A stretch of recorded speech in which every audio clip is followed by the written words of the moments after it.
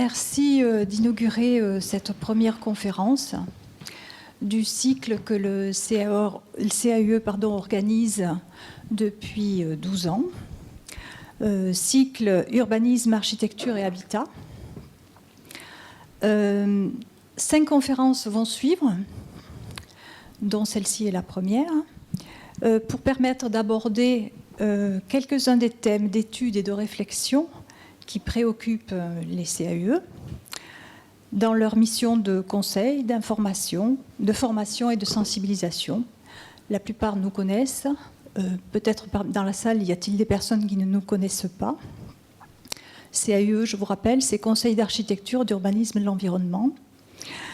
Nous aurons ainsi le plaisir d'accueillir 2 architectes, Pascal Boivin, que j'ai vu dans la salle, François Confineau, également une biochimiste, Odile Massot, une psychologue, sociologue spécialisée dans la sociologie de l'habitat, Monique Eleb. Toutes ces personnes, donc, vous aurez un détail de leurs fonctions, de leurs qualifications et des conférences qu'elles vont nous présenter dans le petit livret qui est à l'entrée de cette salle. Donc, ces personnes vont nous faire découvrir des sujets très divers autour de l'architecture, la scénographie et la muséographie, les relations habitat et santé et la question du logement contemporain. Et ce soir, on découvre la vie et l'œuvre d'un architecte, Georges-Henri Pingusson. Architecte, certes, mais aussi ingénieur au départ, décorateur, designer, concepteur de mobilier, enseignant, et j'en passe. Alors, Pingusson, il est contemporain d'Auguste Perret, de Le Corbusier, d'André Lursa, de Marcel Lotz, de Walter Gropius, de Frank Lloyd Wright, qui l'ont énormément inspiré dans sa production architecturale et dans ses réflexions. Il est aussi contemporain de Robert Mallet-Stevens, de Jean Prouvé, avec qui il a travaillé, et bien sûr de Le Corbusier aussi, avec qui il a travaillé.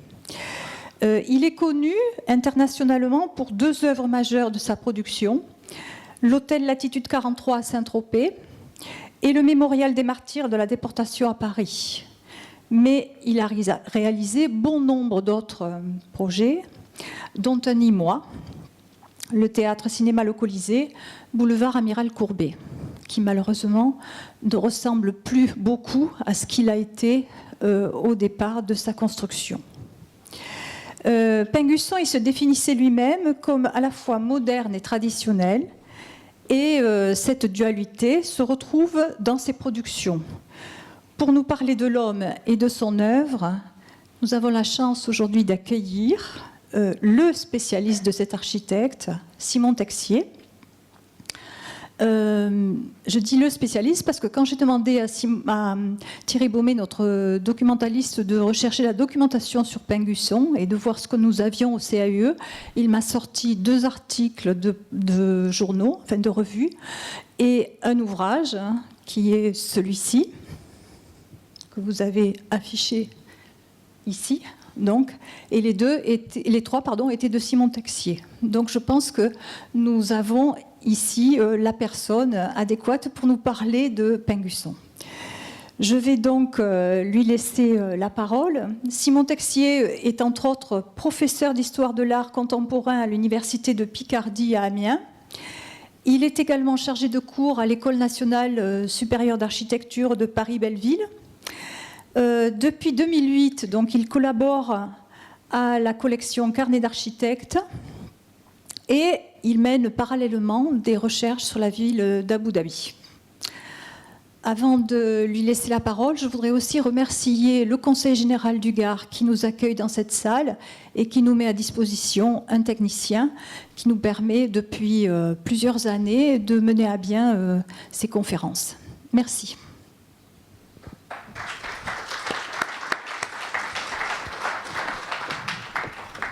Merci beaucoup et un grand merci au CAE pour son accueil chaleureux et pour les débats que nous avons déjà eus en amont de cette conférence. Évidemment, il sera question dans cette présentation d'un bâtiment que vous connaissez peut-être pas dans son état initial, mais qui a fait l'objet quand même d'un certain débat ces dernières semaines.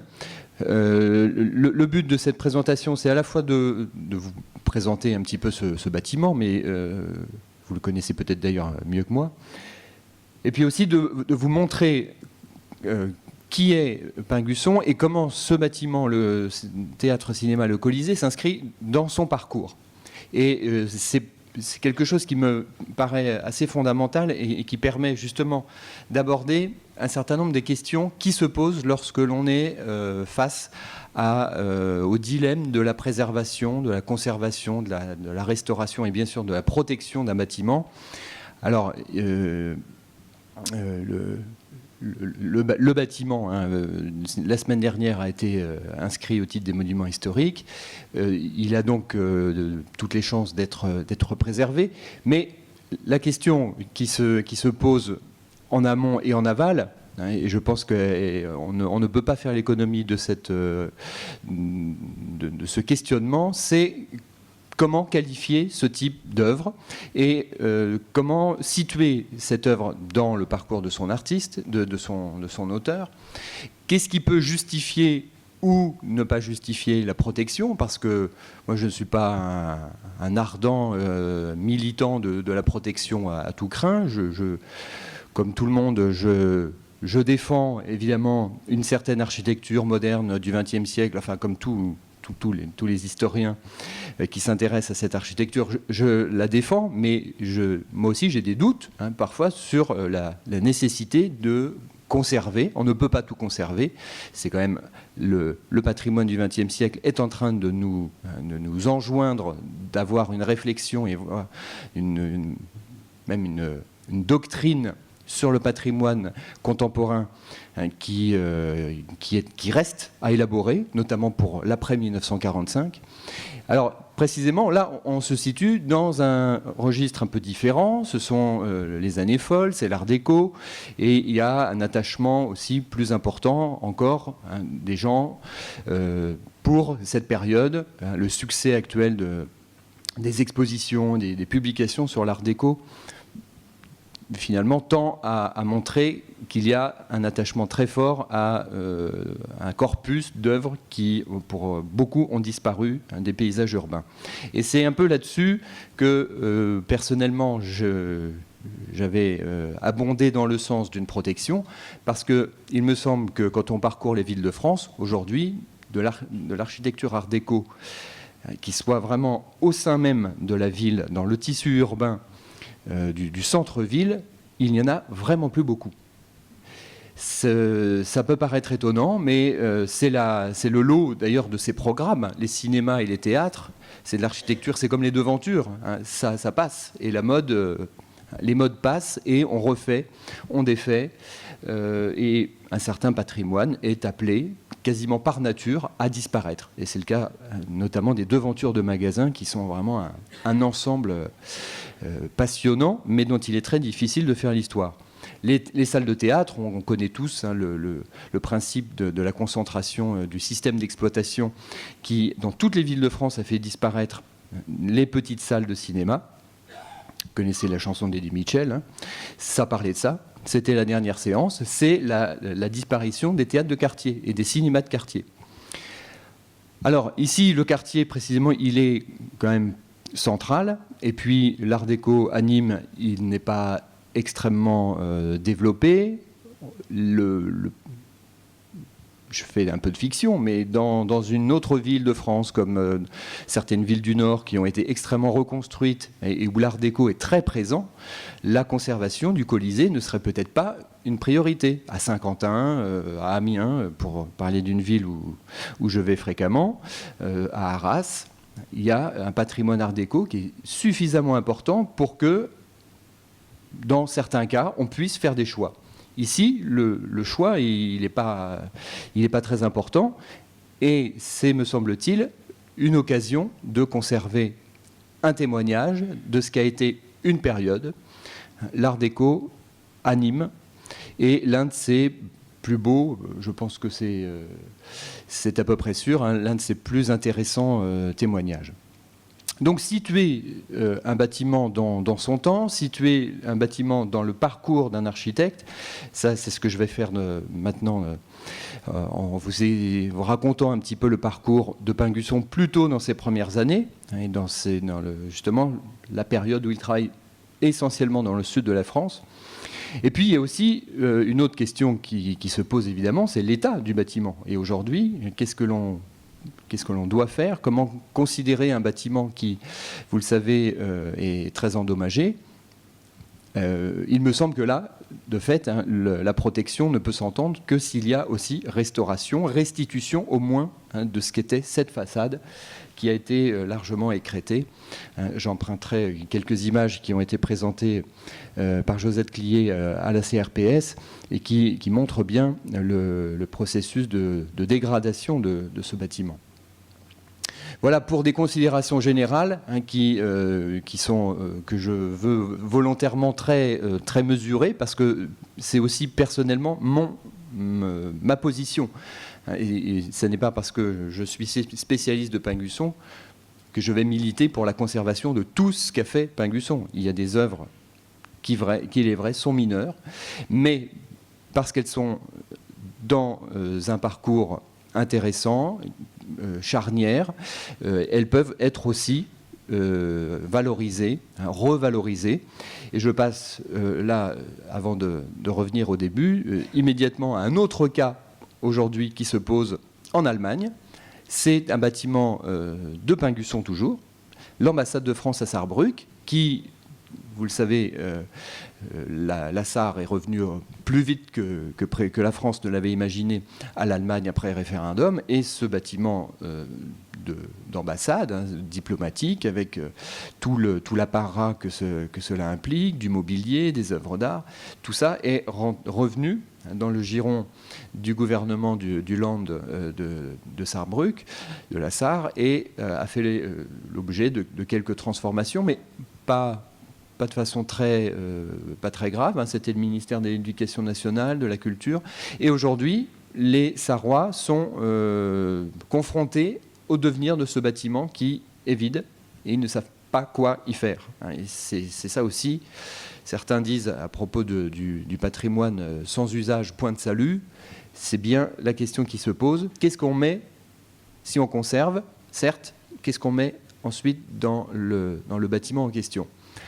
Donc voilà une œuvre dans la deuxième partie de la carrière de Pingusson qui, elle aussi, aujourd'hui, fait l'objet d'un débat, de séminaires, de conférences. Des architectes écrivent des articles dans les journaux parce qu'il y a un danger de dénaturation de ce qui est l'une des œuvres importantes. Elle n'est pas une œuvre majeure non plus, mais c'est une œuvre importante de Pingusson. Maintenant, on va regarder un petit peu qui est cet architecte.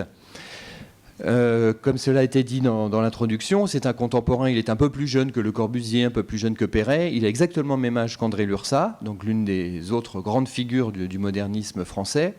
Il a beaucoup travaillé avec Robert Mallet-Stevens dans les années 30. Mais ça, c'est un aspect de son œuvre que je n'évoquerai pas. Je ne vais pas vous faire un panorama complet de sa carrière.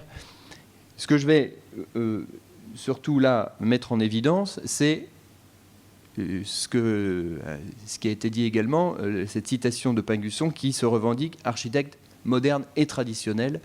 Et le moment Art déco est un peu précisément cette définition, hein, d'un modernisme qui ne jette pas la tradition complètement, qui ne la renie pas. L'Art déco, c'est une manière, hein, d'être extrêmement moderne, urbain, dans un centre-ville. Et puis, c'est aussi une façon de préserver un certain goût pour la symétrie, pour le décorum. Et ça, c'est ce qui marque tout le début de la carrière de Pingusson, juste après qu'il sorte de l'école des Beaux-Arts. Alors ça, c'est un dessin pour une gentilhommière. Voilà le type de dessin que l'on produit à l'école des Beaux-Arts. Donc Pingusson fait une très belle scolarité à l'école des Beaux-Arts. Il avait eu auparavant une formation d'ingénieur, donc il a cette double formation qui va lui servir quasiment toute sa vie. Ce côté bricoleur qu'il revendique va lui donner vraiment des atouts pour imaginer des choses et se placer parmi les architectes à la fois les plus novateurs, mais aussi les plus originaux de son temps. On le voit ici devant un avion. Alors, il fait l'école des Beaux-Arts et il rencontre Paul Furier. Paul Furier, qui est un architecte que l'on ne connaît, à vrai dire, que comme l'associé de Pingusson. Leur parcours ne dure que 3 ans. Et de fait, le Colisée est co-signé Furier et Pingusson. Et il a toujours été difficile de situer réellement ce qui revient à l'un, ce qui revient à l'autre, notamment dans le processus d'obtention de certaines commandes. Pingusson est originaire de Clermont-Ferrand, donc il a des attaches dans le sud de la France, et de fait, c'est sur la Côte d'Azur, la Côte Basque, qui vont trouver des clientèles probablement liées à des amis, de la famille. Ça, ce sont des choses qui, pour l'instant, ne sont pas extrêmement documentées. Alors, il se trouve que Paul Furier va décéder très jeune d'une maladie. En 1928, 3 ans après le début de l'association, Paul Furier se retire de l'agence. Il meurt en 1930. Il a un frère cadet qui va, lui, continuer à travailler et à pratiquer une architecture relativement moderniste. Mais Pingusson, ça, on le voit, et j'ai vraiment essayé de comprendre comment ça fonctionnait presque au dessin près, parce que les archives de Pingusson sont très riches. Et il semble, de fait, que le passage, vous allez le voir en image tout à l'heure, le passage de Pingusson, la conversion de Pingusson au modernisme, à ce qu'on appelle le modernisme ou le style international ou le mouvement moderne, se fait autour de 1930, 29-30, à un moment où, très clairement, Paul Furier n'est plus dans l'agence. Ce qui ne veut pas dire que c'est Furier qui est responsable du côté plus régionaliste et art déco de leur production, mais il y a un moment où le déclic s'opère. Et Pingusson va mettre ensuite un petit peu entre parenthèses toute cette période.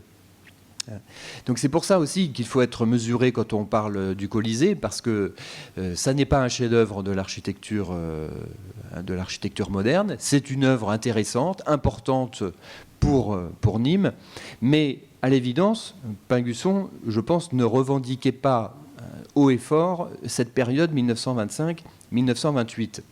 Il la considérait comme un moment où il avait été peut-être un peu trop décorateur.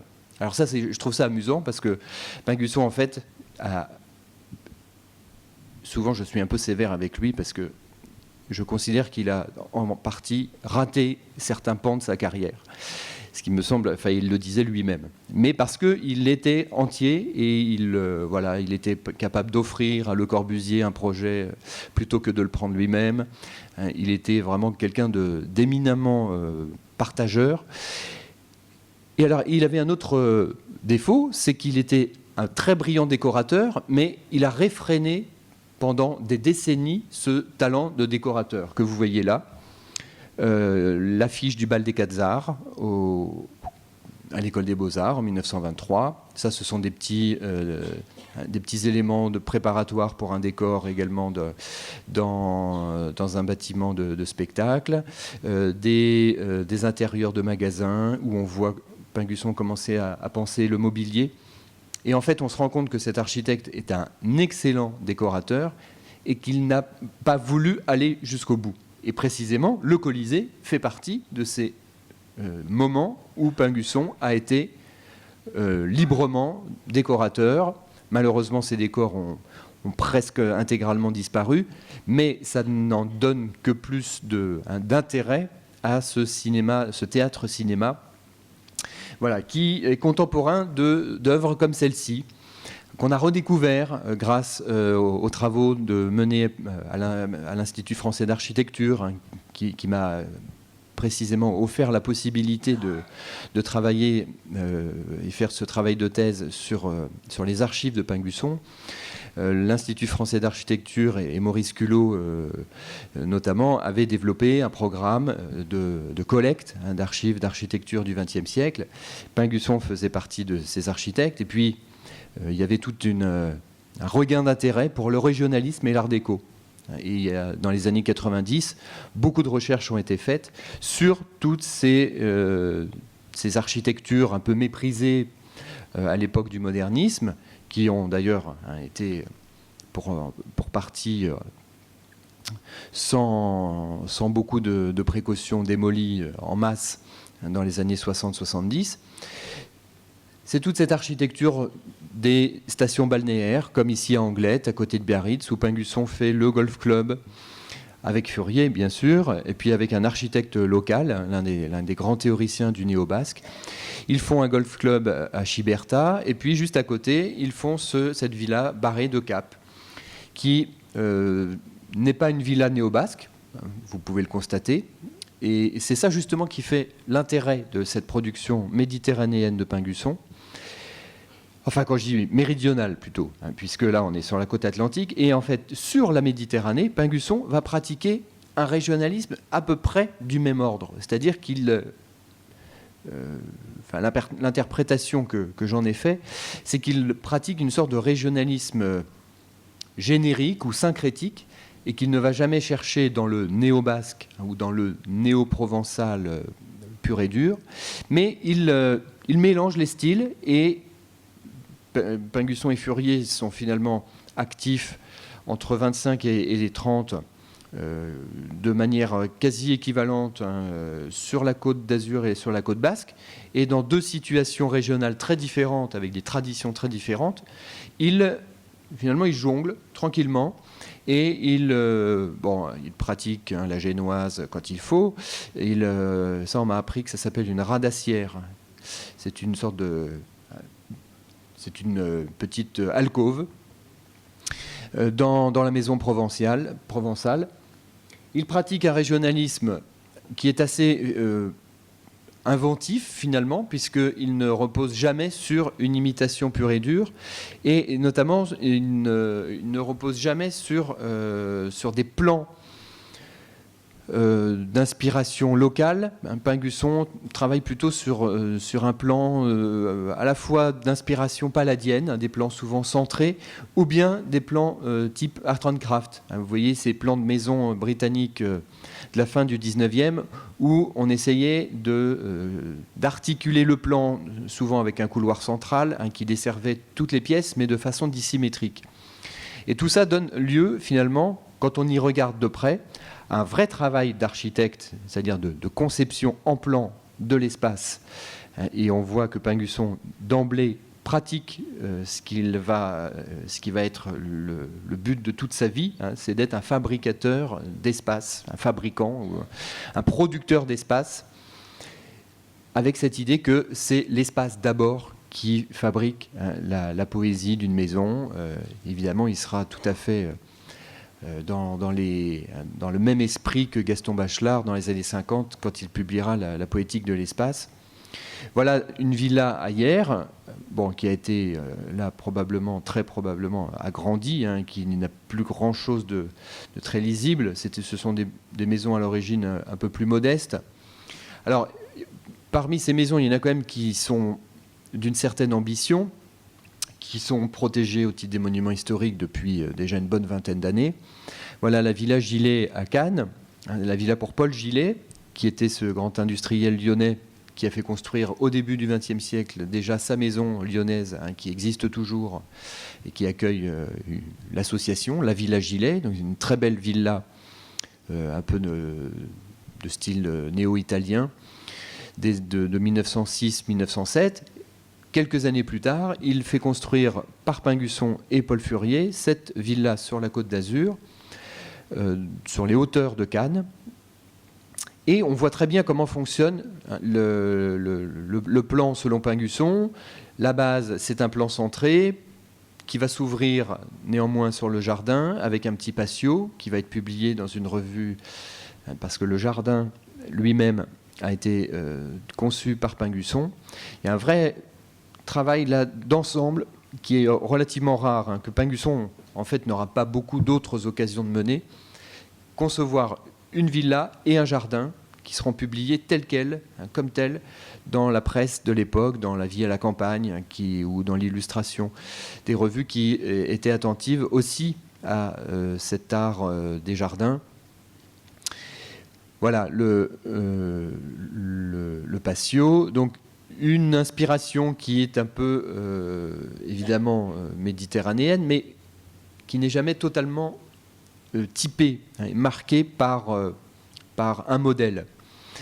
Et précisément, dans ces maisons, là, il en a l'occasion, et on le voit très bien sur les esquisses de Pingusson, il y a un moment, on est en 27-28, où Pingusson se dit, il faudrait quand même que j'essaye la touche moderne, que j'ajoute un petit quelque chose de moderniste, qui ferait que cette villa serait à la fois une belle villa bourgeoise méditerranéenne, mais elle aurait une petite touche moderne, et c'est cette extension, cette petite rotonde du salon du séjour qui se prolonge en bibliothèque, qui va lui permettre de faire un petit auvent, hein, comme une lame, très pure, d'inspiration hollandaise.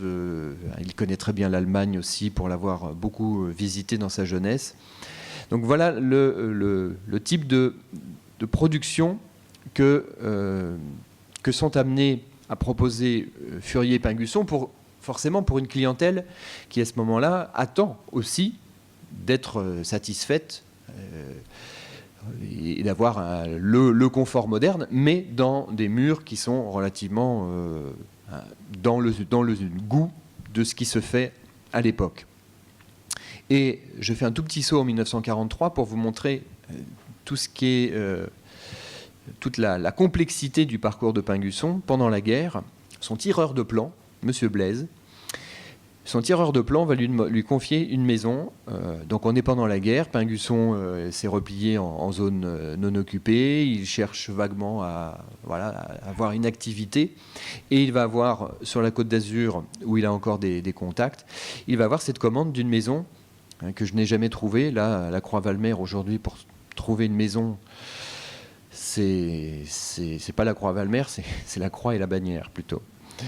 Il faut sillonner les 1001 lotissements de la région pour trouver la perle, cette petite maison, vous voyez, qui est à la fois moderniste mais encore régionaliste, en 1943. Donc c'est tout l'intérêt de ce parcours qui aussi parfois est un peu sinueux et est amené à revenir en arrière. Et là encore, on voit bien que Pingusson n'abandonne pas complètement certains motifs modernistes. Et on le verra tout à l'heure à la fin de cette présentation, le village de Grillon est un peu cette synthèse et ce testament que Pingusson propose à la toute fin de sa vie. Les choses commencent à se préciser à nouveau à Cannes. Je reviens à Cannes et on est toujours dans cette même période, 1928. Des formes, c'est vrai, encore conventionnelles, mais cette salle à manger d'été, qui est en fait une sorte d'hommage à Frank Lloyd Wright, déjà de fascination pour le porte-à-faux. Et au cinéma-théâtre du Colisée, il y aura aussi un porte-à-faux assez important. Donc Pingusson commence à se dire qu'il faut travailler avec du béton armé. C'est le matériau que tous les modernes utilisent depuis quelques années. De ce point de vue-là, Pingusson ne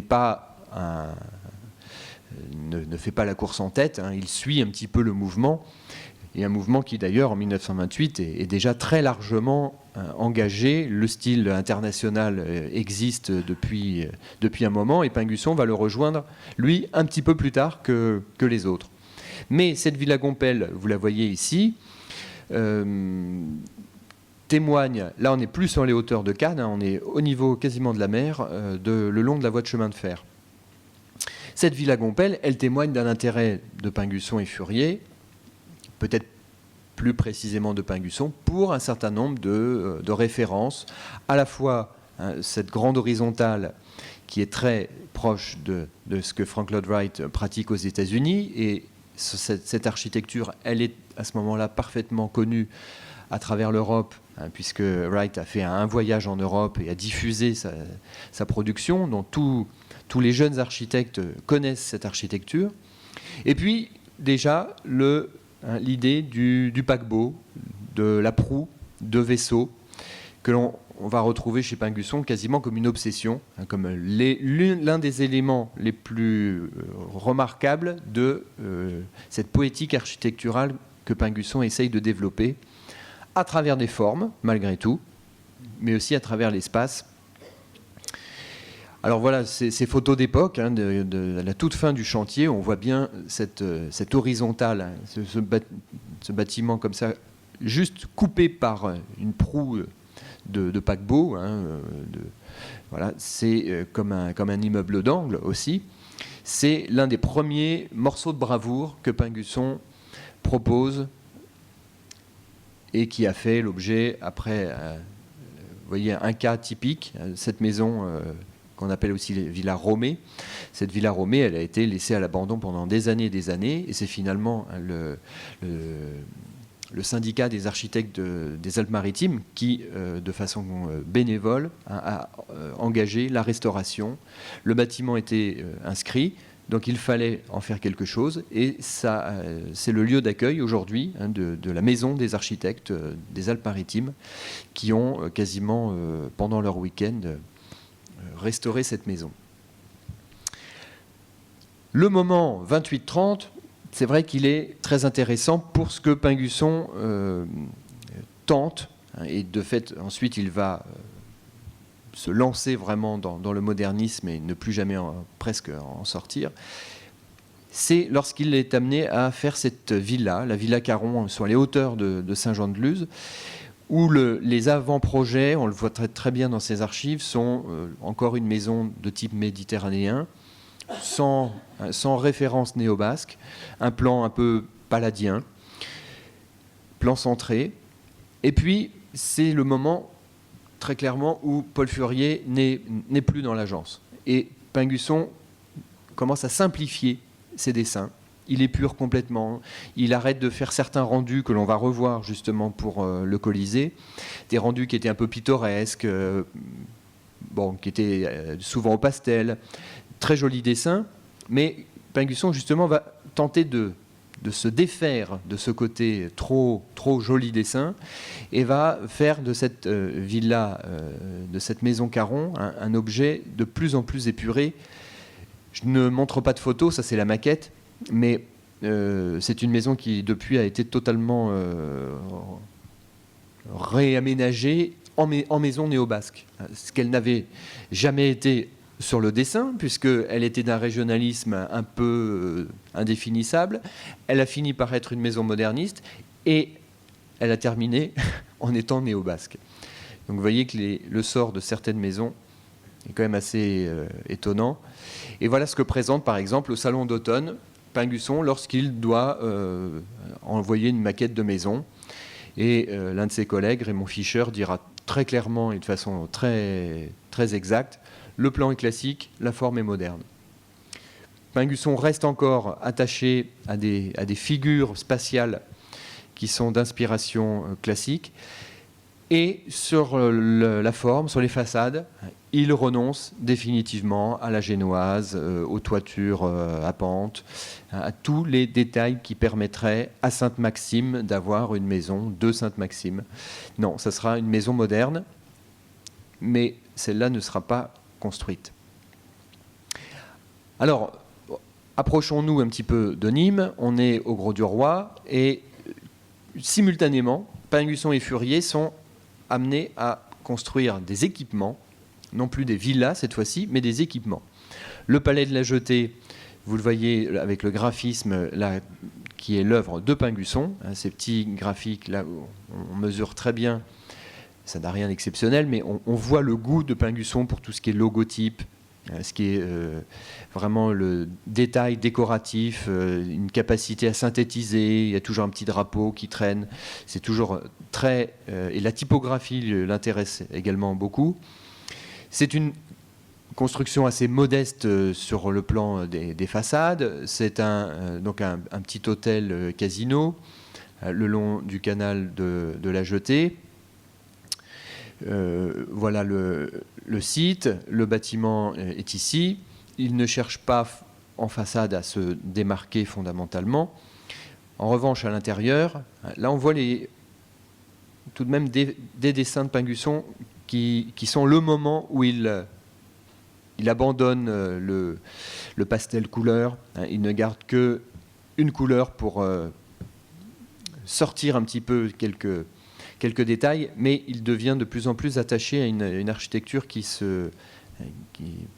serait plus linéaire, plus épurée. Mais là, le bâtiment sera de type régionaliste, et surtout, à l'intérieur, art déco pur et dur, et là on a l'un des grands aménagements art déco de Furier et Pingusson, avec ce hall qui, on le voit ici, essaye de proposer ce que tout le monde propose à la même époque dans ces bâtiments, c'est les hôtels, les casinos, les bains de mer, tous ces grands bâtiments publics, les théâtres et les cinémas, à Paris comme dans les stations balnéaires, sont marqués par cette esthétique art déco, où l'on travaille les plafonds, on travaille les sols, on travaille les ferronneries. C'est la poursuite de ce que l'Art Nouveau avait essayé de diffuser avec le concept d'œuvre d'art totale. Alors dans l'Art déco, il y a presque un tic de langage. C'est le massif de 4 piliers, même s'ils ne servent à rien, ce que Pingusson fera même jusque dans le latitude 43. Pas de problème, on peut mettre un faux pilier pourvu que la symétrie soit là, qui est cette assise. Alors tout ça est encore, c'est vrai, assez modeste, et ce ne sont pas des œuvres exceptionnelles, mais malheureusement, le palais de la Jetée a été entièrement démoli, vous l'avez vu, en 1964, et ça fait partie des ensembles de l'architecture balnéaire qui font défaut aujourd'hui à ce patrimoine du XXe siècle que l'on essaye de revaloriser. Et j'ai parlé de cet attachement pour l'art déco. Aujourd'hui, il est en partie, il motive en partie cette protection du Colisée que voici. Donc là, je me permets d'emprunter des images qui ont déjà été présentées en commission régionale du patrimoine et des sites pour vous remontrer le Colisée tel qu'il est dans son cadre urbain, et notamment la situation assez particulière à la fois sur le boulevard avec 2 églises en vis-à-vis, mais aussi l'articulation avec une place. Et je pense que dans les raisons qui motivent la protection de ce bâtiment, il y a cette capacité à articuler la place qui est quelque chose de vraiment intéressant. Et c'est ce petit motif-là avec la corniche, cet auvent qui souligne, qui témoigne aussi de la capacité de Pingusson à produire d'emblée non seulement un équipement, c'est-à-dire un cinéma-théâtre ou un théâtre-cinéma, mais aussi un ensemble qui aura une place dans la ville et qui sera capable de faire la jonction entre un boulevard et sur cette chicane, d'articuler la place, de faire le lien avec des bâtiments beaucoup plus anciens. Je crois qu'il y a un bâtiment quand même du 18e qui est juste à côté, l'église des années 1860 qui est en face. Voilà aussi la qualité de cette architecture qui n'est pas seulement cette façade aujourd'hui en partie disparue et qu'il faudra restituer un minimum dans sa prestance, c'est-à-dire en lui redonnant ce massif central. Au-delà de tout ça, au-delà du décor intérieur qui de toute façon ne pourra jamais être retrouvé, il y a ce potentiel urbain qui, à mon sens, est l'une des vraies qualités de ce bâtiment. S'il n'y avait pas ça, s'il n'y avait que ce massif de façade, c'est vrai que là, défendre une protection aurait été encore plus difficile, je pense, parce que on ne reconnaîtrait quasiment plus rien de l'œuvre d'origine. Là, il reste cette partie qui vraiment a des qualités urbaines, de composition plastique, mais aussi un vrai potentiel urbain. Alors, dans les archives de Pingusson, il y a notamment une brochure, et en fait, le Colisée et le Palais de la Jetée au Grau-du-Roi sont des œuvres proches, parce que aussi elles ont le même commanditaire. Ce sont les palais de Provence. Alors, vous voyez ici, on fait grand cas de tous les intervenants qui ont participé à l'édification de cet équipement. Donc, il faut croire quand même qu'en 1927, lorsque Pingusson et Furier livrent ce bâtiment, il y a une certaine fierté, et il y a une brochure publicitaire, il y a une vraie volonté de dire, voilà, nous avons doté la ville de Nîmes d'un équipement ultra moderne, avec des architectes qui commencent à être connus un petit peu sur la place, notamment dans le sud de la France. Voilà aussi ce dont il faudrait se souvenir aujourd'hui. Alors les plans, on ne va pas rentrer dans les détails parce qu'il faut que je vous parle quand même un petit peu de ce que sont aussi les œuvres postérieures de Pingusson. Voilà un document qui ne vient pas des archives de Pingusson, mais des archives municipales, où l'on voit la façade, un palais du Petit Saint-Jean, et un site symétrie qui est ensuite retravaillé pour articuler sur la place un volume. Donc ossature, béton et puis charpente métallique pour les parties hautes. Alors voilà ce qui sera un peu le morceau de bravoure,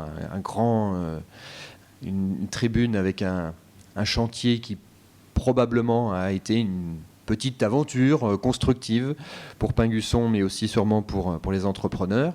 Et puis, pour la ville de Nîmes, une présence quand même assez forte de cette modernité. L'art déco, à ce moment-là, le style international, il existe, mais dans quelques villas isolées, et en France, il est encore très modeste, donc il est plutôt en Allemagne. Et on n'imagine pas des œuvres de Le Corbusier en plein centre-ville. En 1927, aucune œuvre de Le Corbusier n'est encore vraiment visible à une échelle urbaine. Donc le seul modernisme qui existe à ce moment-là, c'est l'art déco. Un art déco assez ici évident, assez simple, hiérarchisation des volumes, typographie stylisée. C'est cette simplicité héritée de la culture classique, mais modernisée. C'est un classicisme modernisé qui fait ses preuves, notamment dans tous les bâtiments publics de type cinéma, théâtre, hôtel. Et on voit parfaitement ce qu'est ce volume, qui là, pour le coup, j'ai vraiment insisté dessus à l'instant, non seulement à cette valeur urbaine, mais n'a quasiment pas bougé, n'a pas changé de physionomie. Alors l'intérieur de la salle, puisque elle n'est plus visible depuis fort longtemps, la salle c'était une salle assez typique, un grand parterre et puis une tribune, mais avec une capacité quand même assez importante, et ce décor sur les murs, au niveau de cette grande ouverture qui donnait un éclairage zénital, Pingusson reprend le registre des motifs géométriques, mais Pingusson, là, s'investit réellement dans la fabrication du décor, dans le dessin de ce décor. Ce ne sont pas des décors rapportés et entièrement préfabriqués. Cette figure est dessinée aussi par Pingusson. Et puis on a même un rideau. Alors, enfin, derrière le rideau de scène, il y a ce petit tableau qui est assez amusant, qui parle aussi du Grau-du-Roi. Donc à Nîmes, on fait la publicité de ce qui se passe au Grau-du-Roi, sa plage, son port de pêche et son palais de la Jetée, avec des personnages, vous le voyez, on va les retrouver tout à l'heure dans un dessin de Pingusson. Donc très clairement, ça, ce sont des décors qui sont de la main de l'architecte. Là, je serai moins catégorique sur ces éléments plus naturalistes que l'on voit à l'arrière. Et puis, comme dans tous les bâtiments de spectacle, on a souvent ces figures, ces masques. Voilà les gradins en haut et les éléments de béton armé. Rien d'exceptionnel, mais une belle construction en béton armé, comme à ce moment-là, on les pratique dans ce type de programme. Bon, voilà la façade actuelle. Et je vous remontre l'angle. Voilà. Et cette liaison sur la place avec les bâtiments plus anciens.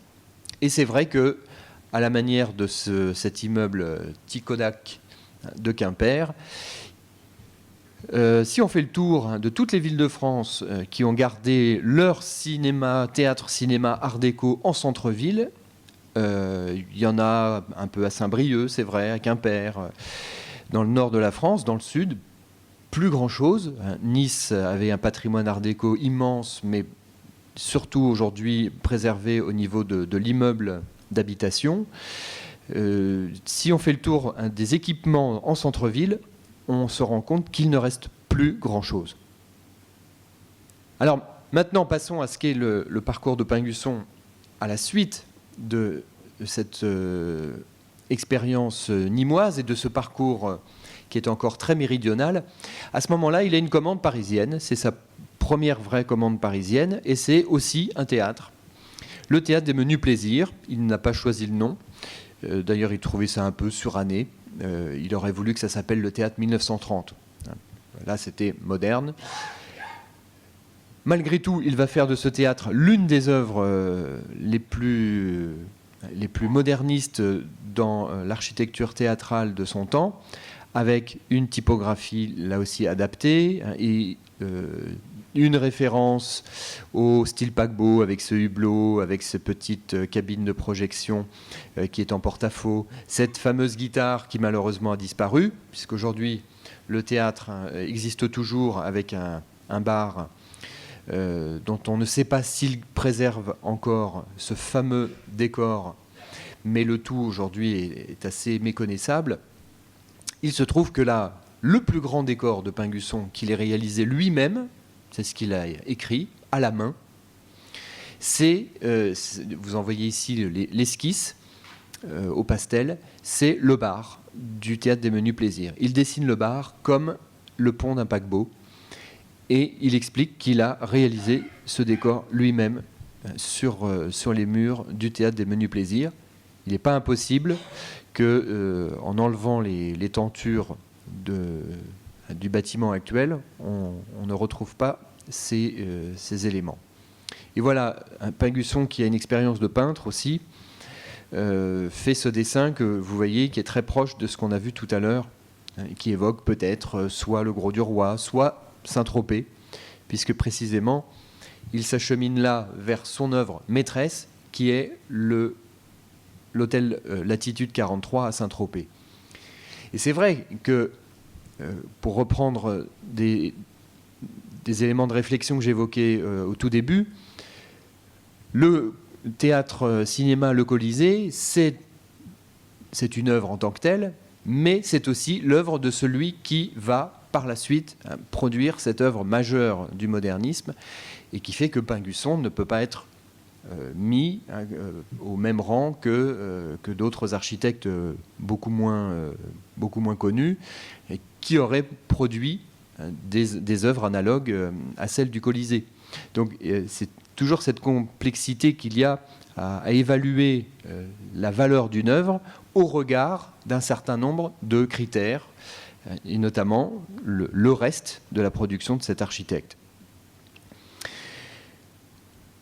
Et de fait, Pingusson, en 1931-1932, va produire l'une des œuvres les plus étonnantes produite en France dans la première moitié du siècle. C'est un hôtel dans la baie de Saint-Tropez, qui est aussi le bâtiment le plus emblématique de cette côte varoise, la première barre de la Côte d'Azur, puisque c'est un bâtiment qui fait 100 mètres de long, et que là on voit, pas depuis Sainte-Maxime, mais déjà depuis l'autre versant du golfe de Saint-Tropez. C'est un bâtiment qui fabrique le paysage d'une manière complètement singulière. Et c'est le bâtiment qui va faire connaître Pingusson après le théâtre des Menus Plaisirs, puisque l'architecture d'aujourd'hui, la grande revue qui à ce moment-là vient d'être créée, va lui consacrer pas loin de 20 pages, où Pingusson va pouvoir publier tous les plans, coupes, élévations, avec quelques commentaires assez laconiques, mais on va avoir une publication quasi intégrale de tous les documents de cet hôtel. C'est un hôtel qui a une particularité, Saint-Tropez surtout a une particularité, c'est que le golfe de Saint-Tropez regarde vers le nord. Or, avec un hôtel, il faut avoir à la fois une vue, quand on a un hôtel digne d'une grande station balnéaire, que n'est pas encore Saint-Tropez d'ailleurs, on doit avoir des chambres qui regardent vers le sud et qui ont un ensoleillement relativement généreux. Donc Pingusson va orienter au sud. Donc le sud, c'est l'arrière-pays. Donc il va faire des loggias au sud. Et puis au nord, il va desservir la totalité des chambres au moyen de coursives. Ces fameuses coursives qui vont inspirer aussi tant d'architectes et que le Nemosus de Nîmes reprendra aussi. Donc c'est tout un répertoire qu'ont fabriqué Le Corbusier, Malestévins et Pingusson sur cette idée du grand bâtiment en longueur, semblable à un paquebot, desservi par des coursives. Là, il se trouve que les coursives, elles ne sont pas à l'extérieur, vraiment. Elles sont prises dans un volume qui est en porte-à-faux. On le voit ici avec les détails de béton armé. Là, c'est le niveau de la chambre. Là, c'est la loggia. Et puis, on arrive dans chaque chambre par quelques marches. Et la coursive est en porte-à-faux par rapport à la façade. Et ça va dessiner cette façade très graphique avec une fenêtre qui va faire ses bandeaux noirs et bandeaux blancs. Et cette coursive est la grande innovation de Pingusson. On la voit encore plus clairement ici. Vous avez ici le soleil, sauf que le soleil, il regarde plutôt vers les vignes. Alors, il faut aussi donner à chaque chambre une vue. Et la vue, c'est la vue superbe sur toute la baie, sur le golfe, jusqu'à la baie de Cannes. Et cette vue, elle va être donnée par une fenêtre qui vient en alternance avec la coursive. Donc on va arriver dans sa chambre, hop, on rentre dans sa chambre et on est au-dessus de la coursive. Et du coup, on jouit d'une vue imprenable, paysagère, sur toute la baie. Et ce faisant, Pingusson développe un principe qu'il va vouloir ensuite reprendre dans toute sa carrière, qui est l'éclairage bilatéral, que certains appelleront, puisque là ce ne sont pas des appartements traversants, c'est une chambre traversante. La chambre d'hôtel a deux orientations, une vue plein sud avec loggia et une vue plein nord sur la mer. Et cette innovation va immédiatement propulser Pingusson parmi les architectes les plus ingénieux, les plus novateurs, même si lorsque la revue L'Architecture d'aujourd'hui fait ce dossier entier sur le bâtiment, presque un numéro spécial, elle note que dans ce bâtiment, il y a des accommodements avec la vérité constructive, avec certains Pingusson manifestement a travaillé la forme du bâtiment, pas toujours en adéquation avec la fonction. Donc le fonctionnalisme n'est pas encore pour Pingusson quelque chose un credo. C'est la fonction plus la dynamique, plus la poétique, plus le paysage, et aussi plus la forme. Et Pingusson est encore attaché ici à la production d'une belle forme, et on va le voir dans un instant, puisque ce bâtiment, c'est un vaisseau absolument splendide. Voici l'une des coursives aujourd'hui, et puis la chambre très monacale. C'est un hôtel que Pingusson conçoit un petit peu comme un monastère, et on voit s'accumuler ces images qui participent à fabriquer l'idéal moderniste, le monastère, le paquebot, une certaine hygiène aussi qui vient de l'hôpital, du sanatorium. Tout ça va se mélanger, et on va voir toute une génération d'architectes qui militent pour cette architecture très épurée, un peu austère, c'est vrai, jusque dans son mobilier. Ce n'est pas un mobilier de grand confort que conçoit Pingusson, mais c'est un mobilier aujourd'hui qui est encore dont il reste quelques exemples, malgré le démantèlement de cet hôtel assez rapidement, notamment après la guerre. Voilà une chambre, cette fameuse chambre à double éclairage. Et c'est le même moment, 3 ans après, Pingusson est amené à travailler aussi pour, comme beaucoup de ses camarades modernistes français, pour imaginer des cabines de paquebot type. C'est le moment où, après l'incendie de je ne sais plus lequel, on est très soucieux de produire des paquebots totalement ignifuges et des cabines ignifuges. Et c'est l'Office technique pour l'utilisation de l'acier, l'OTUA, qui va commander ces études de cabines de paquebots. Alors, on revient aux latitudes 43, et vous voyez ce immense vaisseau, incurvé pour des raisons qui sont totalement personnelles et formelles. Même Pingusson a quasiment menti à ce sujet en disant que le Mistral partait d'autant plus facilement sur cette partie-là. Manifestement, ceux qui l'habitent disent que le Mistral arrive de plein fouet. Donc c'était pour ne pas produire un bâtiment complètement linéaire, très probablement que Pingusson a incurvé le bâtiment. Et puis on voit aussi l'emprise de cet équipement qui descend jusqu'à la mer. Et Pingusson même aurait voulu faire un aménagement sur l'eau. Vous le voyez, par rapport à ce qui est encore presque un petit port de pêche, Saint-Tropez, qui n'est pas encore la station très fréquentée que l'on connaît aujourd'hui, c'est le plus grand équipement balnéaire, hôtelier de la Côte d'Azur. Alors, par son échelle, on peut dire que le Negresco à Nice, ces grands hôtels urbains, sont de la même ampleur.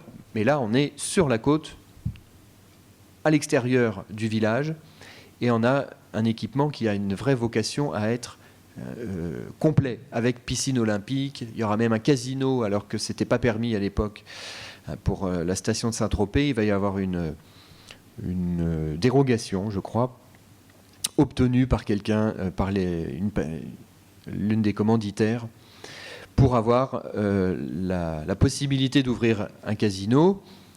Et là, on voit le bâtiment à la fin des années 30, après une période de réaménagement où Pingusson a réalisé ses escaliers.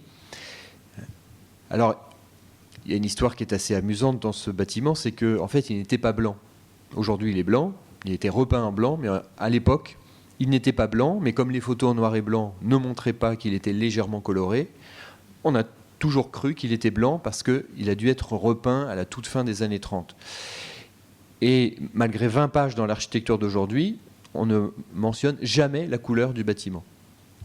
Et ça n'est que à travers une revue italienne que l'on voit que le bâtiment était jaune-brun, une sorte de d'ocre, qui montre que Pingusson avait, même dans ce bâtiment, pris le soin de légèrement colorer pour donner une petite tonalité locale ce bâtiment ultra moderne dont on voit ici la rotule. Alors cette rotule, vous voyez, c'est un énorme poteau qui est légèrement creux à l'intérieur, hein, ce n'est pas un massif plein. Il y a même plusieurs poteaux à l'intérieur, et puis un escalier. Mais cette rotule, ça fait partie des éléments qui sont l'héritage art déco de Pingusson. C'est ce qui va permettre d'articuler le bâtiment. Toute proportion gardée, cet angle, on pourrait le mettre en relation avec l'angle du Colisée. C'est une manière de travailler la jonction d'un volume vers l'autre. Et puis, sur le plan graphique, hein, il y a aussi des petites analogies, ce goût de l'horizontale, ce goût de l'alternance noir et blanc entre les pleins et les vides, et puis des motifs qu'on va retrouver. On voit même une cheminée qui, pour le coup, autant Le Corbusier a été en avance sur son temps, là pour le coup, Pingusson a eu, lui, l'occasion, 20 ans avant la Cité, 15 ans avant la Cité radieuse, de Le Corbusier, de faire ce grand paquebot idéal, cette cité, ce phalanstère. Pingusson parlait même d'un monastère laïque. Donc vous voyez que tout ce mélange, ça n'est certes pas un immeuble de logement, ça va le devenir dans les années 50, mais Pingusson, par l'échelle du bâtiment, hein, par toutes les images qu'il véhicule, a la primeur sur ce point-là, à la primeur par rapport à Le Corbusier, et on voit d'ailleurs la cheminée qui n'est pas sans faire penser à la cheminée de la Cité radieuse. Donc l'angle, bien sûr, va être le moment fatidique, on pourrait dire, ce traitement assez graphique, c'est celui qui va attirer les photographes. Et l'on voit là toute l'installation, hein, qui visait à aller jusqu'au bord de l'eau. Bon, il y a donc beaucoup d'études, beaucoup de dessins, mais un chantier qui manifestement a été ultra rapide. En 31-32, si je me souviens bien, on travaillait même la nuit. Tout a été fait pour qu'en juillet 32, le bâtiment soit inauguré. Et on est même allé un peu trop vite, et du coup l'entreprise générale a fait faillite très vite après, ce qui a entraîné beaucoup de soucis, hein, et une fermeture en 36-37 et une réouverture en 38. Voilà ce que ça donne aujourd'hui encore. Ce bâtiment, il a un peu souffert, il a été réaménagé. Beaucoup de gens ont réinvesti les loggias pour agrandir leurs petits appartements. Mais c'est une résidence aujourd'hui, la résidence Latitude 43, qui fait encore le bonheur de tous ses occupants, malgré quelques altérations. Et qui a donc fait de Pingusson ce spécialiste de l'éclairage bilatéral. Malheureusement, Pingusson aura toujours du mal à recaser ce système. Il va essayer de le replacer dans des écoles, en Lorraine, de l'utiliser aussi pour des barres de logement après, dans les années 50. Le problème, c'est que cette barre mince, ça a été l'un des grands débats des années 50, début 60, c'est peut-on faire des barres minces ? Et là, tous les urbanistes, les économistes aussi disaient la barre mince est une espèce en voie de disparition. L'immeuble bar, l'immeuble de logement collectif est destiné à être épais.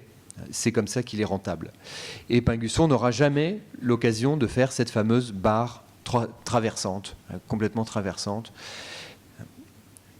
Pingusson, c'est aussi quelqu'un qui va, c'est vrai, piocher un peu partout. Il regarde, c'est un peu comme une éponge. Il est très attentif. Il fait le voyage en Union soviétique avec l'architecture d'aujourd'hui. Alors, il a probablement vu ce bâtiment de Narkomfin, hein, qui est un bâtiment justement de logement collectif de Moisey-Ginsburg, qui est à ce moment-là l'un des architectes de l'avant-garde russe. On peut penser donc au Narkomfin, on peut penser, dont voici la maquette, hein, vous voyez là la vraie parenté entre le bâtiment annexe et ce que Pingusson lui aussi propose à l'arrière de Latitude 43. Il y a aussi bien sûr Alvar Aalto et le fameux sanatorium de Pemio, qui est, là c'est plus la coursive, c'est la terrasse. c'est l'ensoleillement pour les tuberculeux. Le sanatorium est l'une des images et l'un des programmes aussi qui vont beaucoup intéresser les architectes du mouvement moderne. Et on revient aux latitudes 43 pour voir le mobilier. Pingusson, comme il l'avait fait à Nîmes, comme il le fera à Paris au Théâtre des Menus Plaisirs, aux latitudes 43, veut tout maîtriser. Et il dessine tout. Jusqu'au tapis, il rencontre à ce moment-là sa future épouse et elle travaille plus dans les arts du tissu. Et c'est sa future épouse qui va réaliser le tapis du Grand Hall. Alors la peinture murale, elle ne sera pas de lui, hein, c'est un peintre anglais. Ce hall aujourd'hui, il est en grande partie réaménagé, de même que ce restaurant n'est plus du tout aujourd'hui visible. On voit que comme au Némosus d'ailleurs, hein, on peut, en accordéon, on peut ouvrir les façades de manière à avoir une terrasse ouverte sur le paysage. Et ce style paquebot dont Pingusson va être l'un des représentants, même s'il ne le revendique pas, il va toujours revendiquer en tout cas un attachement. Et d'ailleurs, il a un attachement viscéral au bateau. Hein, c'est quelqu'un qui navigue, qui a aimé piloter aussi des avions, qui conduit des voitures, qui a eu d'ailleurs des accidents de voiture à la fin de sa vie qui lui ont fait perdre un œil. Vous le verrez tout à l'heure. Donc c'est quelqu'un qui est aussi ancré profondément de son temps. L'esthétique de la vitesse, l'amour de la modernité, c'est aussi la vitesse, les formes fuselées. Et lorsqu'il revient travailler en région parisienne, il va faire un immeuble, quasiment le seul immeuble de rapport, à part celui qui est à Vichy, qui est également conservé, un immeuble qui se trouve en plus être sur les ruines d'une réalisation de Le Corbusier, qui a dû être détruite pour des raisons un peu juridiques. Et donc en fait, cette proue, qui est en fait une proue de bateau offerte à Pingusson, elle est de Le Corbusier. Là, il y a une histoire assez amusante. Alors, je vais passer très vite sur certains autres éléments pour pouvoir terminer en vous montrant quand même ce qu'est l'autre œuvre majeure de Pingusson et son testament dans le sud de la France. L'ingénieur qu'il est, avec Paul Furier, a la possibilité aussi de travailler sur une centrale qui va être la centrale thermique la plus puissante d'Europe et qui va devenir vraiment un modèle dans l'architecture de ces grands édifices de l'électricité. Et ces archives montrent qu'il est bien sûr aussi très attaché à tout ce qui est graphisme. Et voici la grande salle des commandes. Alors voilà, avec son monocle, Pingusson devant ce qui est son deuxième grand chef-d'œuvre. Mais il y a d'autres œuvres importantes qui sont les églises de Pingusson que je ne peux pas vous montrer. Il y a 4 églises qui sont en Lorraine, qu'il réalise dans le cadre de ses fonctions d'urbaniste en chef de la reconstruction en Lorraine, où il a eu la possibilité de construire 4 églises. C'était très compliqué à l'époque, puisqu'en tant qu'urbaniste en chef, il ne pouvait pas être maître d'œuvre, mais il les a co-signées. Mais ce sont bien des œuvres de Pingusson, et plusieurs sont aujourd'hui inscrites au titre des monuments historiques. Ce sont des églises, pour 2-3 d'entre elles, absolument remarquables, mais ça fait un groupe de 4 édifices religieux assez importants. Mais ce qui fait de Pingusson aussi ce personnage absolument atypique, je dirais pas central, parce que c'est pas une figure centrale, c'est quelqu'un qui a toujours revendiqué d'ailleurs une certaine marginalité, et c'est ce qui fait son charme, c'est ce qui fait aussi qu'il est passé à côté de pas mal de commandes. Mais il a eu une chance inouïe, malgré tout. Une chance inouïe, c'est d'avoir la commande du Latitude 43, qui était une commande un peu farfelue de quelqu'un qu'il avait rencontré dans le port de Sainte-Maxime, et une commande d'une association d'anciens déportés qui va le choisir parmi 3 architectes pour faire le mémorial des martyrs de la déportation. Donc le mémorial en souvenir des 200 000 Français déportés dans les camps allemands, enfin dans les camps nazis. Et c'est un aménagement, vous voyez, en plein cœur de Paris, qui est l'une des œuvres les plus fortes de l'après-guerre, d'où le surnom de Pingusson, l'architecte aux 2 chefs-d'œuvre. Il y a le chef-d'œuvre d'avant-guerre, et puis le chef-d'œuvre de l'entre-deux-guerres, et puis celui de l'après-guerre. Et celui-là, en plus, il parle de la guerre, il parle de la déportation, avec une retenue absolument prodigieuse, puisque Pingusson, à ce moment-là, est choisi en 1953 en binôme. On avait demandé aux architectes de s'associer à des sculpteurs. Pingusson remporte cette consultation avec un sculpteur, et finalement la sculpture va s'effacer. Il va être même refusé par l'association d'anciens déportés, le réseau du souvenir. Et Pingusson va être chargé tout seul d'exprimer ce qu'a été la déportation, et de l'aveu de tous les gens qui l'ont visité, qui l'ont inauguré, notamment Geneviève Antonios de Gaulle. Et c'est Charles de Gaulle, en avril 62, qui inaugure le mémorial. Tout le monde a considéré qu'il avait produit un bâtiment et un aménagement absolument parfait, contraire justement à toute l'expression très, très forte et très sculpturale que l'on a dans certains monuments qui commémorent, qui évoquent la déportation. Et là, il n'y a quasiment pas d'images. Pingusson d'ailleurs aurait voulu des images. Il finira par les mettre dans une galerie intérieure. Il aurait voulu qu'il y ait une vraie expression qui complète le message architectural. Mais en fait, ce mémorial, qui est une sorte de grande leçon d'architecture que visitent tous les étudiants, tous les professeurs d'architecture, c'est un peu le must pour apprendre ce qu'est l'insertion dans le paysage, le rapport, les pleins, les vides, les séquences. Il y a toute une inspiration de l'espace japonais dans ce bâtiment. Tout ça fabrique ce que beaucoup considèrent comme une leçon assez unique d'architecture pure, des murs, de l'espace, le paysage, puisqu'il y a l'eau également, le rapport à l'eau, le ciel, et puis une crypte que l'on voit ici, et cet aménagement assez inouï que propose Pingusson comme galerie,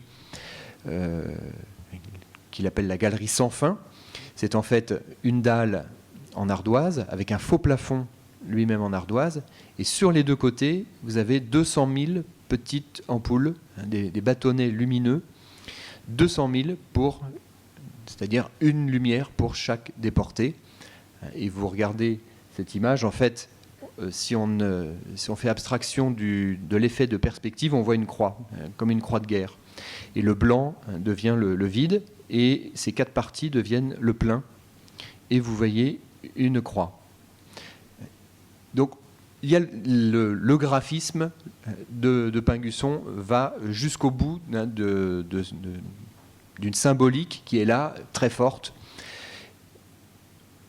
Et Pingusson termine sa vie, puisqu'il va quasiment mourir sur sa planche à dessin de façon complètement bénévole et de manière assez, là encore, très, très altruiste, avec ses étudiants non plus de l'école des Beaux-Arts, qui n'existe plus, mais de l'unité pédagogique numéro 5, les étudiants qu'il avait encore à Nanterre, où il enseignait de façon bénévole. Il découvre, puisqu'il a une petite maison à Tollignan qu'il a réaménagée, il découvre dans l'enclave des Papes ce village médiéval de Grillon, qu'il va d'abord faire dessiner par ses étudiants. Il va les emmener pour faire des relevés. Et puis il va, pendant 4 ans, jusqu'à ça. Il meurt en 78, donc ces logements seront réalisés post-mortem. Pendant 3-4 ans, il ne va cesser. Il y a des lettres à n'en plus finir, une correspondance extrêmement belle aussi sur ce projet que Pingusson a de marier précisément le modernisme, tous ses acquis, la coursive, un béton très simple, mais qui est en même temps un béton qui est aggloméré avec de la pierre locale. Pingusson essaye de montrer ce qu'au fond il avait toujours eu en lui, que le modernisme a sa place aussi dans des ruines d'un promontoire abandonné, une enclave, un site médiéval. Le village, lui, s'est développé en contrebas et toute la partie supérieure est abandonnée. Et il se dit, il faut faire revivre ce village. Donc il y a une sorte d'utopie, presque d'utopie sociale, avec quelques très beaux restes d'architecture du XVIe, du XVIIIe siècle. Et en même temps, il se dit, cette architecture, elle ne peut pas être une architecture dite d'accompagnement telle qu'on commence à la pratiquer à ce moment-là. On ne peut pas faire du pastiche.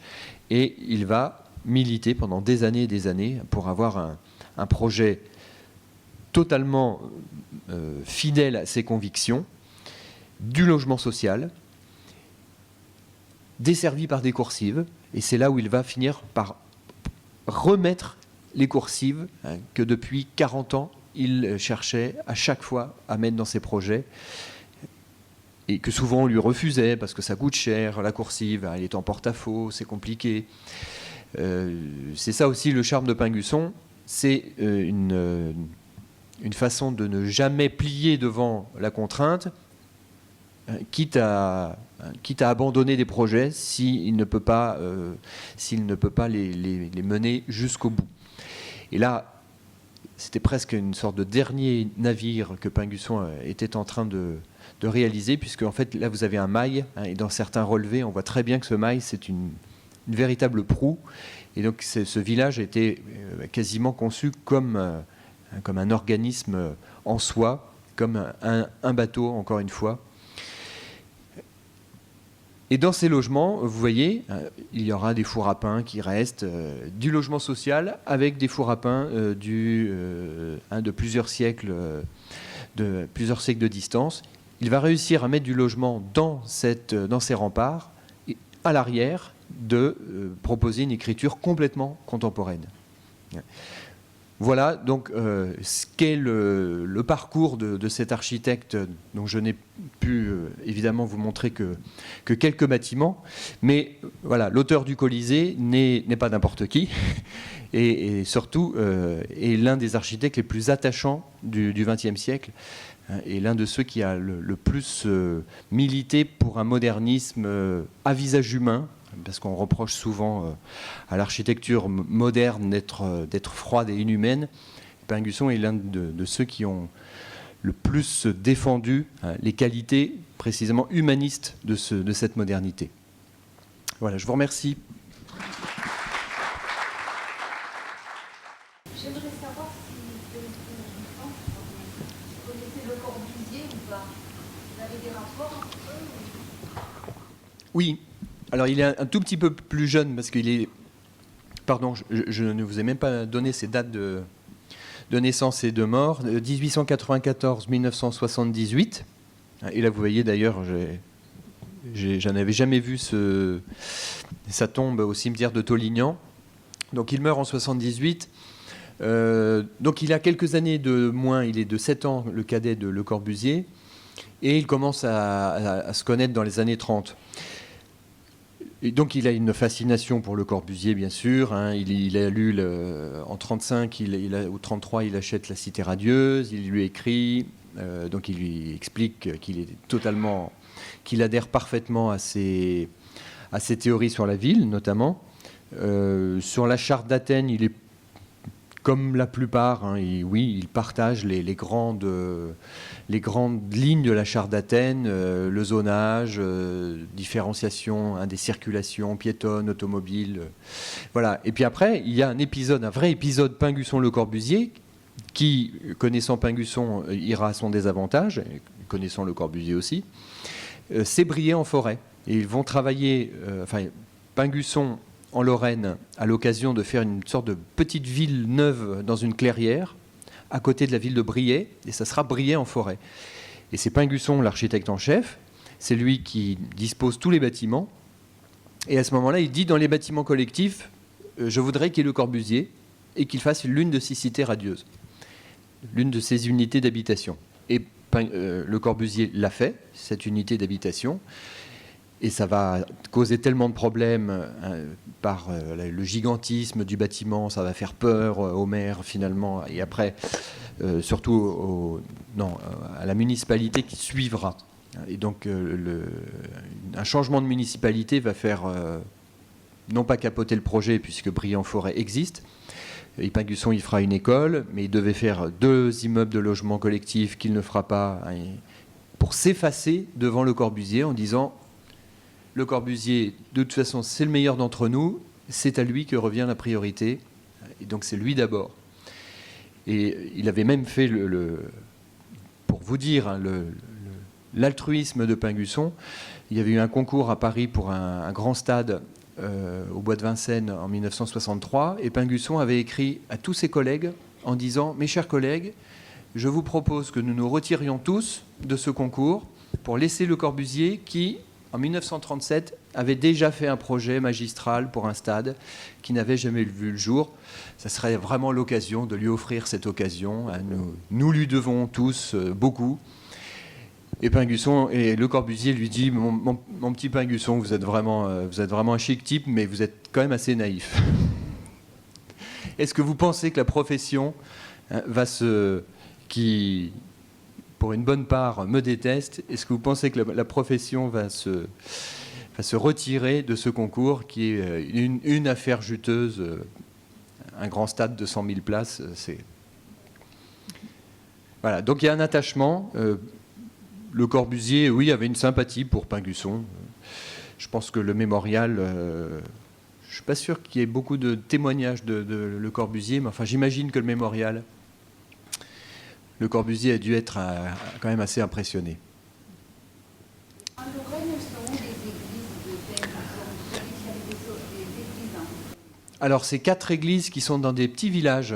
La plus près d'une grande ville, c'est celle de Borny et de Corny, qui sont en fait à la périphérie de Metz. Et autrement, il y a un petit village, l'une des plus belles, les 2 plus belles, ce sont Fleury et Boust, et qui sont vraiment dans la campagne. Boust, c'est vraiment une petite église de village, et Fleury aussi, vraiment une église de village, presque le long de la route. Et ce sont des lieux très simples, mais absolument magnifiques. Pingusson avait développé toute une théorie en fait sur l'église, et notamment l'église à plan centré et à hôtel au centre. Il avait des lubies comme ça, la coursive et puis l'hôtel au centre, qui était quelque chose de complètement infaisable, parce qu'un curé au centre des fidèles, voilà. Donc finalement, il a fait une église avec l'autel au centre, le curé également au centre, mais seulement les 2 tiers de bancs pour les fidèles et 1 tiers pour l'entrée. Et donc ça fonctionne assez bien. Il y avait un sculpteur au départ qui a disparu. Oui, Je ne sais pas le nom, mais Raymond Vesset, il s'appelait. bon, je ne connais pas. Mais disons, ce bâtiment, pour moi, est une sculpture. Une sculpture dans la mesure où il y a un rapport, comme Étienne Martin, un rapport au corps, on pénètre dedans. Il y a quelque chose d'extraordinaire dans ce bâtiment, dans la descente, dans les plans inclinés, le rapport à la matière. C'est une véritable sculpture au niveau du vécu. Et ça, c'est l'architecture, la sculpture. Il y a beaucoup d'architectes qui sont des sculpteurs.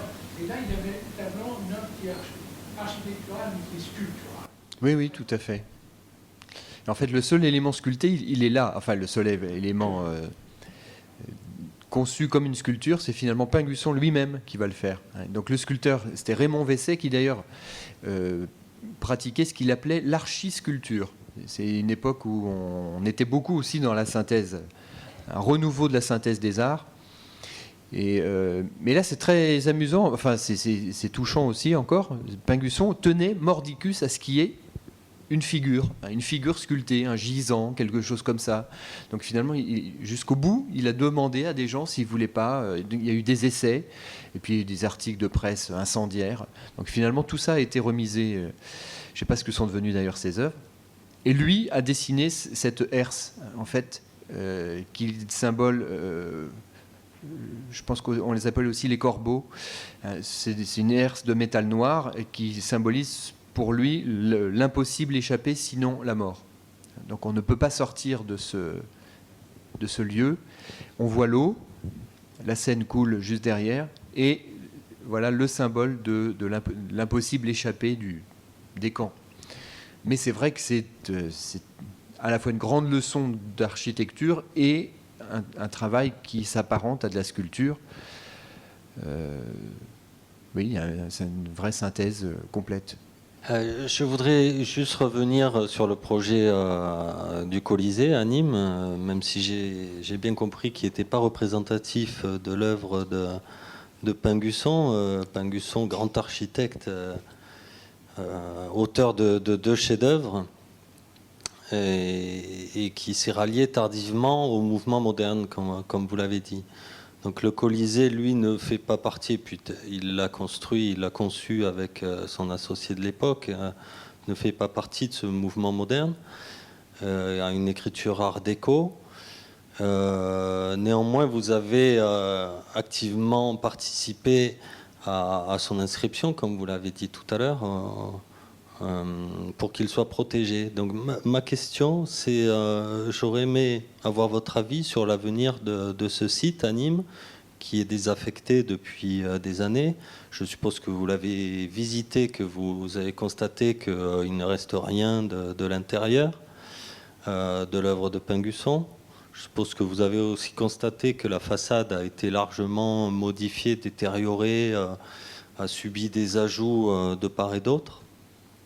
Et donc, avoir votre opinion sur, dans l'idéal, que faudrait-il faire de ce morceau de quartier quand même qui est en train de se désagréger, alors qu'il y a tout autour la ville qui se construit et qui s'aménage. Faut-il le garder comme une trace de l'histoire, garder la façade, puisqu'il ne reste que ça de l'œuvre de Pingusson?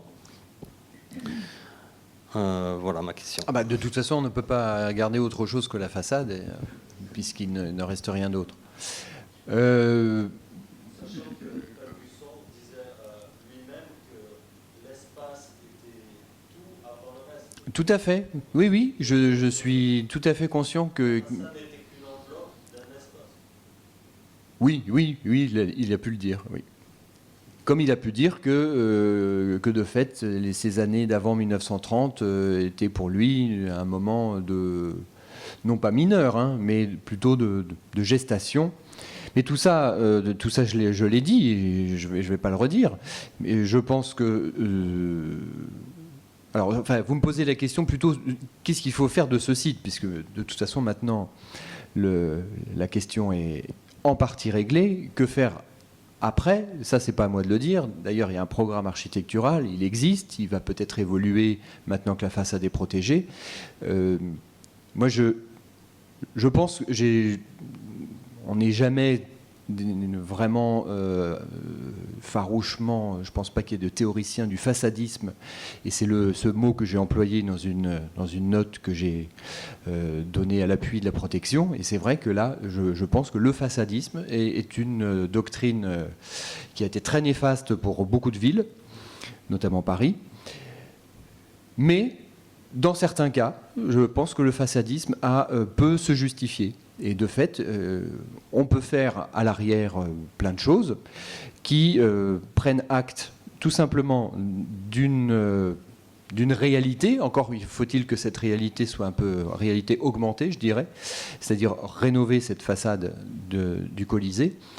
Mais il y a une réalité que j'ai essayé de décrire, et même des rapprochements que je n'avais pas encore fait, que j'ai fait presque en direct devant vous, parce que ça ne m'était pas venu à l'esprit, la parenté entre le traitement de l'angle et celui du latitude 43, on voit bien qu'il y a une écriture qui est en train de se mettre en place. Donc, certes, on peut dire et redire que le Colisée n'est pas un chef-d'œuvre, et c'est vrai. Est-ce qu'on doit ne protéger d'ailleurs que des chefs-d'œuvre? Ça, c'est une autre question. La doctrine sur le patrimoine, aujourd'hui, elle est... je défie quiconque de dire la vérité sur ce qu'il faut faire aujourd'hui en matière de patrimoine, qui plus est de patrimoine 20e.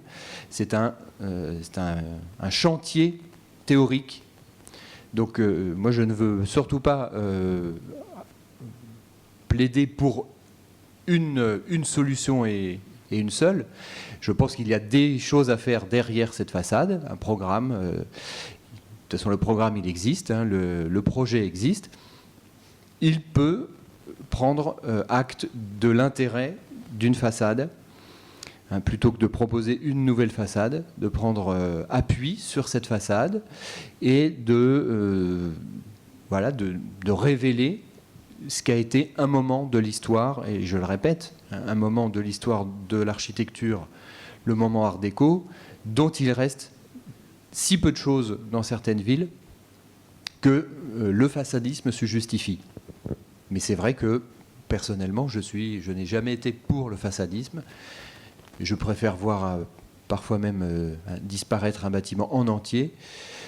On a aussi gardé des façades en plein Paris, des façades qui n'ont aucun intérêt. Mais le façadisme a aussi été à un moment donné, dans l'histoire de la profession des architectes, un moment à la fois d'humilité et peut-être un aveu d'incapacité à poursuivre ce qui avait été l'œuvre du XIXe siècle, notamment dans les grands aménagements urbains haussmanniens ou de type haussmannien ailleurs. Très difficile pour la profession aujourd'hui, hein, d'intervenir dans ce continuum urbain.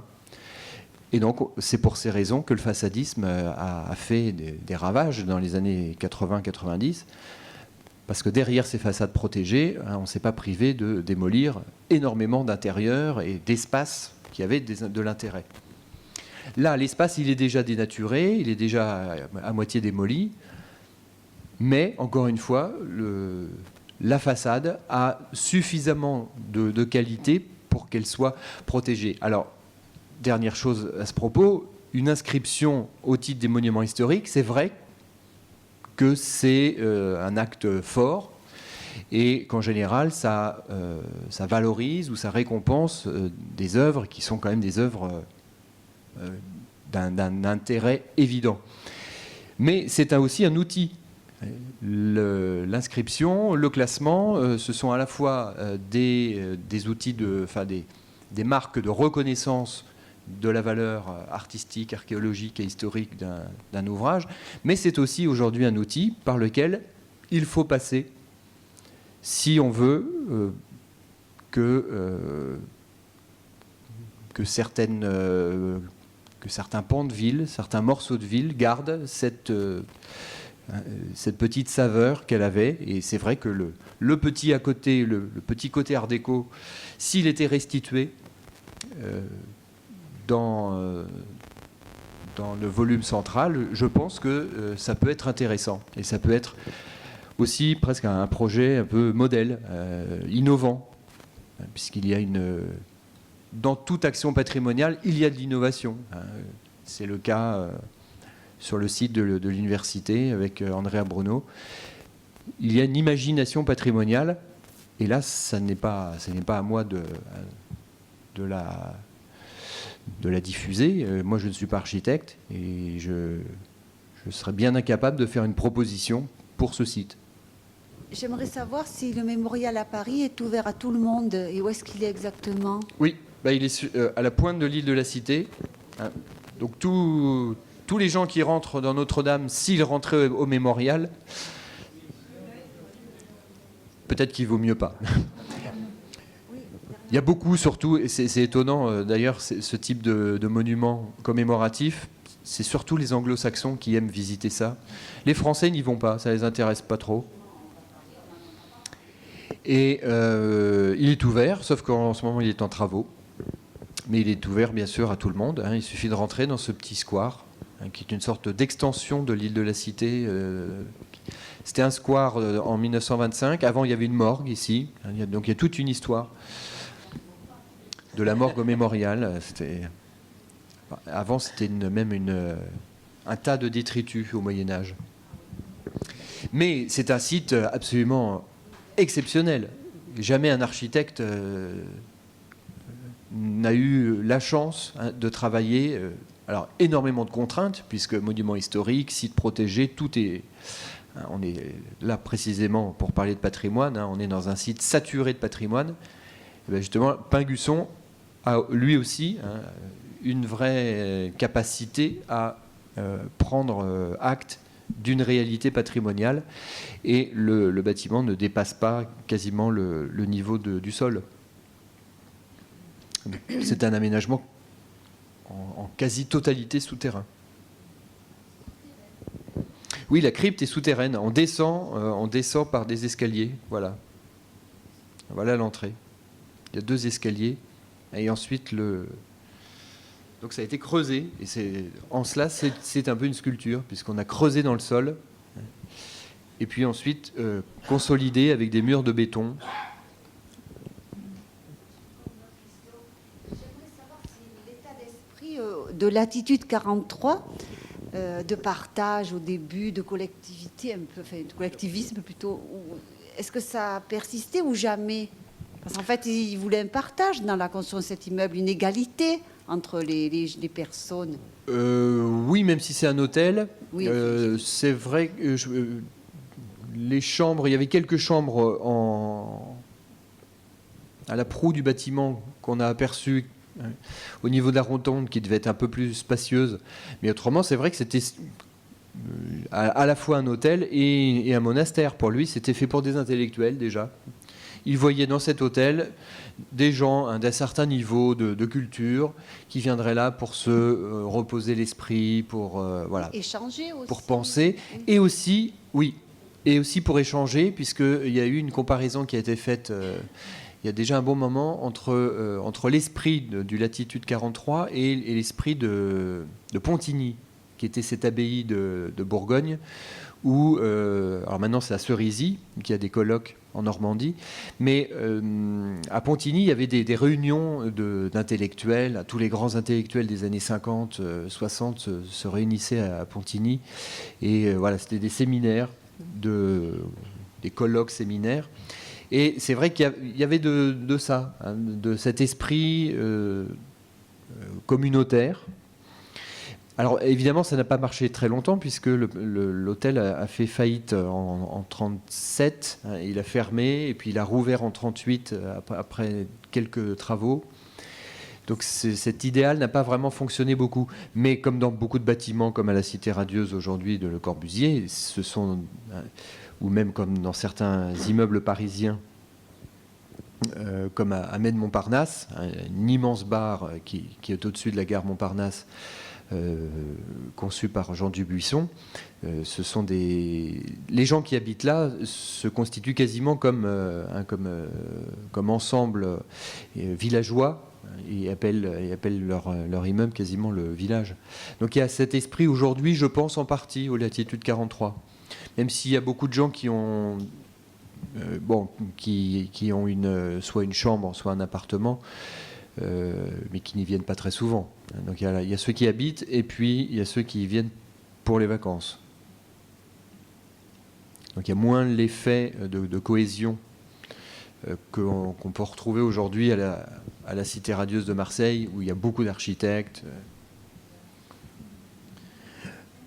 Oui, j'aimerais savoir qu'est-ce qui vous a amené à travailler sur Pingusson.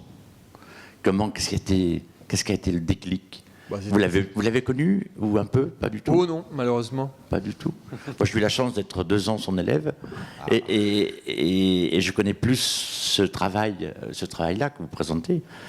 Pas du tout l'attitude 43, où je ne supporte pas du tout ce côté imposant à la nature, et de tout ce qu'il a fait après.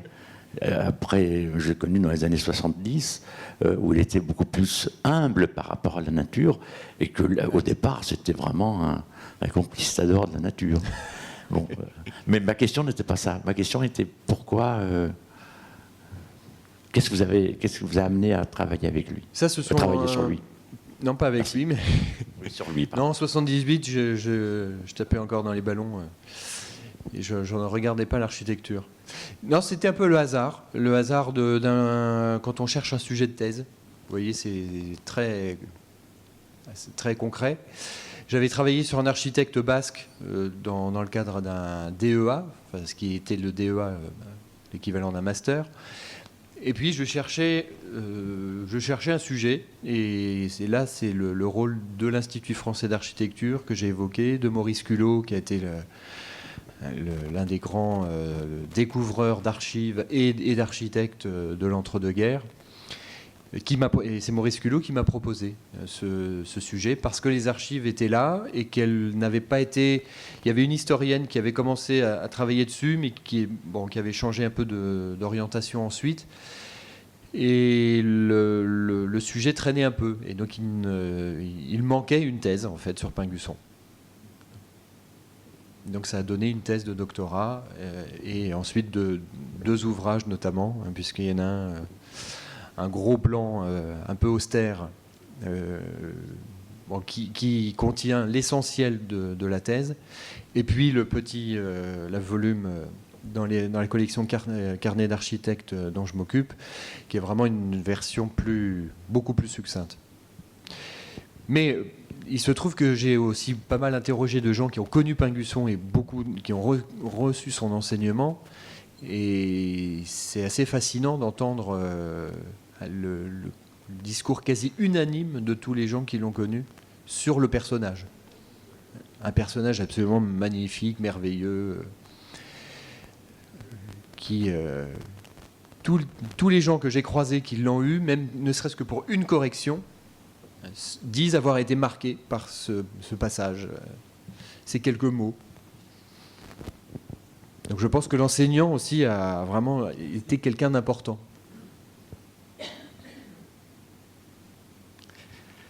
Oui, Pascal Boivin. Est-ce que vous voulez revenir à la slide précédente? Voilà. Je suis très ému par cette image. Quand on voit le vaisseau Notre-Dame, j'ai une lecture énergétique de l'architecture, et quand on voit le vaisseau Notre-Dame ouvrir les flots de la rotation de la Terre qui va vers l'Est, et tout ce jaillissement vertical qui emmène l'ensemble des symboles qui jonchent le parcours qu'il y a le long de la cathédrale de la façade au cœur, on a vraiment l'axe de l'Île-de-France, donc de la France, donc de notre histoire qui se situe là. Et là, sur cette photo, ce que je vois, c'est que la cité elle-même est un vaisseau autour du vaisseau, et que cette proue qui vient fendre les eaux qui viennent du Morvan et qui vont jusqu'à l'Atlantique en aval, c'est-à-dire tout un quart de cette France, de cette Île-de-France. C'est comme si le flot continuait de la vie continuait à s'écouler, et qu'il y a que toute cette tourmente, toute cette douleur qui est symbolisée par ce monument, elle soit captée par cette figure de proue et emmenée à Notre-Dame pour être verticalisée entre terre et ciel. Voilà. Merci. Et comme je suis le prochain conférencier le mois prochain, voilà, je me permets de faire la rotule entre votre magnifique exposé qui nous fait rentrer dans le cœur et l'œuvre d'un de nos confrères. Et donc, au mois prochain. Merci beaucoup. Mon rêve, ce serait de faire un livre entier sur ce mémorial, en y intégrant beaucoup de témoignages et de lectures d'architectes, mais aussi d'autres professions, parce que je pense qu'il y a énormément de gens qui connaissent, enfin qui ont une interprétation de ce bâtiment. Et là, vous en donnez une. Des gens comme Claude Parent, qui ont toujours dit, qui était un élève de Pingusson, qui fait partie de ceux qui sont allés arracher Pingusson pour lui dire « Viens nous faire cours, parce qu'aux Beaux-Arts, ça va pas ». Et Claude Parent a toujours dit « C'est l'un des 10 plus beaux bâtiments au monde que je connaisse ». Et tous ces témoignages, hein, toutes ces lectures, parce que je pense qu'on n'en a pas fini d'interpréter ce monument qui va chercher du côté du Japon, peut-être de l'Inde, de l'Égypte, de l'Occident bien sûr, de toutes les symboliques. C'est aussi les lectures de Pingusson. C'est sa bibliothèque, en quelque sorte, qui est là. Il y a sa vie, sa bibliothèque, sa sensibilité, ses spiritualités, hein, qui sont aussi occidentales et extrême orientales. Et c'est vrai que c'est un lieu qui mériterait de faire l'objet vraiment d'une publication à plusieurs voix, avec beaucoup de témoignages. Oui, il est classé monument historique.